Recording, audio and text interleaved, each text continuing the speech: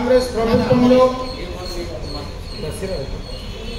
వర్గీకరణ చేస్తానని చెప్పి ఏరేట్రౌండ్లో మీటింగ్ పెట్టి ఎలక్షన్లు అయిపోగానే కమిటీ చేస్తామని చెప్పి నిన్న ఏమో కమిటీ చేసి మళ్ళీ ఎంపీ ఎలక్షన్లు వస్తున్నాయి కాబట్టి మళ్ళీ తప్ప మనకు ఎలాంటి పథకాలు కూడా చేస్తలేదని చెప్పి ఈ సందర్భంగా మేము గుర్తు చేస్తాం. గ్రామ కమిటీలు జిల్లా కమిటీలు వేసుకొని మరో ఎంఆర్పిఎస్ దక్కాలి, రాజకీయ అవకాశాలు మాకు దక్కాలి. ప్రకటించాలి 2 మాదిగలకి మంత్రి పదవులు, ప్రకటించాలి 2 మాదిగలకి మంత్రి పదవులు, ప్రకటించాలి 3 ఎంపీ సీట్లను, ప్రకటించాలి నామినేట్ పోస్టులను, ప్రకటించాలి బదులు డిప్యూటీ సీఎం ఇచ్చినటువంటి ప్రభుత్వం ఇవ్వాలి. Okay, thank you. Madiga reservation పోరాట సమితి తెలంగాణ రాష్ట్రం నుండి రౌండ్ టేబుల్ సమావేశానికి ఈ సమావేశంలో మరి గాలి వినోద్ కుమార్ గారు, అట్లాగే కనకరత్నం గారు, మన యొక్క కొమ్ము ప్రవీణ్ గారు, ఎంఎస్ఎఫ్ విద్యార్థులు, కోర్ కమిటీ సభ్యులు, వివిధ ఉపకులాలకు సంబంధించినటువంటి ఉపకులాల రాజలింగం గారు, అట్లాగే డెక్కలెక్కల పోరాట సమితి మరి బాణాల మంగేష్ గారు, మన మహిళలు ఉత్తమ గారు, ఇంకా తదితరులు చాలామంది కూడా ఈ యొక్క రౌండ్ టేబుల్ సమావేశంలో పాల్గొనడం జరిగింది. ఇది ప్రధానమైనటువంటి రౌండ్ టేబుల్ సమావేశము ఎజెండా మా యొక్క బలమైనటువంటి ఈ యొక్క 60 లక్షల మంది మాదిగల తరపుగా ఈ రాష్ట్రంలో ఉన్నటువంటి ముఖ్యమంత్రి గారికి అప్పీల్ చేస్తూ ఉన్నాం. ప్రధానంగా ఈ రాష్ట్రంలో జనాభా నిష్పత్తి ప్రకారంగా పదవుల పంపిణీ జరగాలి. ప్రతి డిపార్ట్మెంట్ నుంచి మొదలుకొని ఈ రాష్ట్రంలో రాజకీయ నాయకత్వంలో ఉన్నటువంటి ఎంతమంది జనాభా ఉన్నటువంటి వాళ్ళకి ఏ రకంగా పదవుల పంపిణీ ఉంటుందనేది మీరందరూ కూడా ముఖ్యమంత్రి రాజకీయంగా ఉన్నటువంటి వ్యక్తులు కూడా అర్థం చేసుకోవాల్సిన అవసరం ఉంటుంది. ఎందుకంటే గత ప్రభుత్వంలో చాలాసార్లు కేసీఆర్ గారికి అయా మీరిచ్చేటువంటి పదవులు 60 లక్షల మంది మాదిగలు ఉన్నాము, కనీసం ఒక మంత్రి పదవి కూడా ఇచ్చే పరిస్థితులు లేరు అని చెప్పి మేము దగ్గరుండి కేసీఆర్ గారికి అనేక సార్లు అప్పీల్ చేయడం జరిగింది. అక్కడ ఉన్నటువంటి మంత్రులకు కూడా అప్పీల్ చేయడం జరిగింది. అట్లాగే ఈ కాంగ్రెస్ ప్రభుత్వం ఇప్పుడు మొన్న కొత్తగా ఏర్పడినటువంటి కాంగ్రెస్ ప్రభుత్వంలో కూడా రేవంత్ రెడ్డి గారికి ఆ రాష్ట్ర ప్రభుత్వం ఏర్పడినందుకు మాదిగల బలమైనటువంటి ఏదైతే గ్రామాన ఉన్నటువంటి మాదిగలు కాంగ్రెస్ పార్టీ బలంగా రావాలని కోరుకున్నటువంటి వ్యక్తులలో మాదిగలు ప్రధానం. ఎందుకంటే వాళ్ళ తాతల ముత్తాతల నుంచి కూడా ఇందిరమ్మ లాంటి రాజీవ్ గాంధీ లాంటి పేర్లు చెప్తే మా గ్రామాలలో మా తాతలు ముత్తాతలు పులికించిపోతారు. ఎట్లా పులికించిపోతారంటే అమ్మో సోనియా గాంధీ, రాహుల్ గాంధీ ఈ రకమైనటువంటి పేర్లతోని వాళ్ళందరూ కూడా కాంగ్రెస్ అంటే కంటికి రెప్పలా కాపాడుకున్నటువంటి మాదిగ తల్లులు, మాదిగ అవ్వలు, మాదిగ అన్నలు ఉన్నారు. అట్లాగే ఈ రాష్ట్రంలో ముఖ్యమంత్రిగా మరి కాంగ్రెస్ పార్టీ వచ్చిన కాడి నుండి చూస్తూ ఉన్నాం. మేము కూడా ఎక్కడ కూడా ఉద్యమాలు చేయట్లే. కాంగ్రెస్ ప్రభుత్వం ఏర్పడింది, చాలా సంతోషం. ముఖ్యమంత్రి రేవంత్ రెడ్డి గారు అయ్యిండ్రు. రేవంత్ రెడ్డి గారు అయినందుకు మేమందరం కూడా మా ఎంఆర్పిఎస్ పరంగా, మాదిగల పరంగా అభినందనలు తెలియజేస్తూ ఉన్నాం ముఖ్యమంత్రి అయినందుకు. కానీ ఇక్కడ ప్రధానంగా మాదిగల బీసీ సంక్షేమ సంఘం జాతీయ అధ్యక్షులు ఈరోజు ఎంఆర్పిఎస్ తెలంగాణ రాష్ట్ర కమిటీ ఆధ్వర్యంలో రాష్ట్ర అధ్యక్షులు మేడి పాపయ్య మాదిగ గారి నాయకత్వంలో జరుగుతున్నటువంటి రౌండ్ టేబుల్ సమావేశానికి, ఈ రౌండ్ టేబుల్ సమావేశాల్లో పేర్కొన్న ఎజెండాకు, డిమాండ్లకు యావత్తు బీసీ సమాజం తరపున మేము సంపూర్ణ మద్దతు తెలియజేస్తున్నాం. మాదిగల డిమాండు న్యాయమైనది, ధర్మమైనది.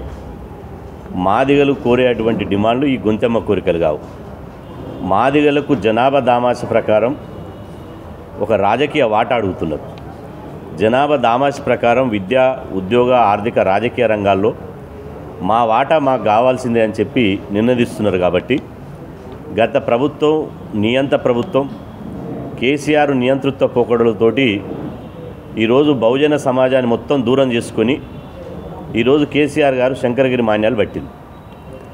ఈ ప్రభుత్వమైన, నూతన ప్రభుత్వమైన, కాంగ్రెస్ ప్రభుత్వమైన గత ప్రభుత్వాలు చేసినటువంటి తప్పిదాలు చేయకుండా, గత ప్రభుత్వాలు పోయినటువంటి పోకడలకు పోకుండా, గత ప్రభుత్వాలు చేసినటువంటి రాజకీయ నియంతృత్వ ధోరణి అవలంబించకుండా ఈరోజు కాంగ్రెస్ ప్రభుత్వమైన అందరికీ పరిపాలనలో భాగస్వామ్యం కల్పించేటువంటి అవకాశం రావాలని చెప్పి రౌండ్ టేబుల్ సమావేశం డిమాండ్ చేస్తుంది. కాబట్టి దీనికి యావత్ సమాజం అండగా ఉంటుంది.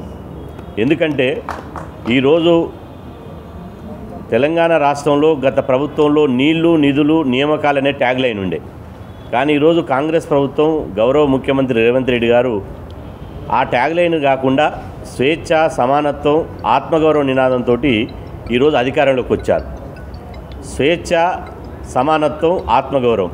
స్వేచ్ఛ అంటే మనిషికి స్వేచ్ఛ కావాలంటే ఉద్యమాలు చేసుకున్నటువంటి, మాట్లాడేటువంటి, తమ అభిప్రాయాలను వెలిబుచ్చేటువంటి స్వేచ్ఛ కావాలన్నారు. ఆ స్వేచ్ఛని మేమే ఇస్తున్నామని చెప్పి ఇవాళ రేవంత్ రెడ్డి గారు చెప్పారు. అదేవిధంగా సమానత్వం అంటే ఏంది? ఆర్థిక సమానత్వం, రాజకీయ సమానత్వం, సామాజిక సమానత్వం. ఆర్థిక సమానత్వం రావాలంటే దళిత బంధు 100కు 100% అమలు చేసి తీరాలి. ప్రతి దళిత కుటుంబానికి, అది మాదిగ, మాల, డక్కలి, చిందులు, ఎన్ని 56 ఉపకులాలు ఉంటే 56 ఉపకులాలకు 100% దళిత బంధు అమలు చేయాలి. దళితులకు ఆర్థికపరమైనటువంటి ఎస్సీ ఎస్టీ సప్లాను పక్కాగా అమలు చేసి ఆర్థిక సమానత్వం సాధించాలి. అదేవిధంగా రాజకీయ సమానత్వంలో దాదాపు తెలంగాణ రాష్ట్రంలో ఎస్సీ జనాభాలో అత్యధిక జనాభా ఉన్నటువంటి జనాభా మాదిగలు. కాబట్టి మాదిగలు దాదాపు 50-60 లక్షల మంది ఉంటారు. కాబట్టి మాదిగల జనాభా దామాష ప్రకారం ఈరోజు వార్డు మెంబర్ నుంచి మొదలుకుంటే ముఖ్యమంత్రి ఆఫీసు వరకు, వార్డు మెంబర్ నుంచి మొదలుకుంటే పార్లమెంట్ సభ్యుని వరకు మాదిగల వాటా మాదిగలకు కల్పించాల్సినటువంటి అవసరం ఉన్నది. మాదిగలు అడుక్కోరు. ఎందుకంటే అడుక్కోవడానికి ఎవరు బిచ్చగాలు కాదు. ఒక రాజకీయ వాటా సాధించడానికి ఖచ్చితంగా ఇలా శాసిస్తారు.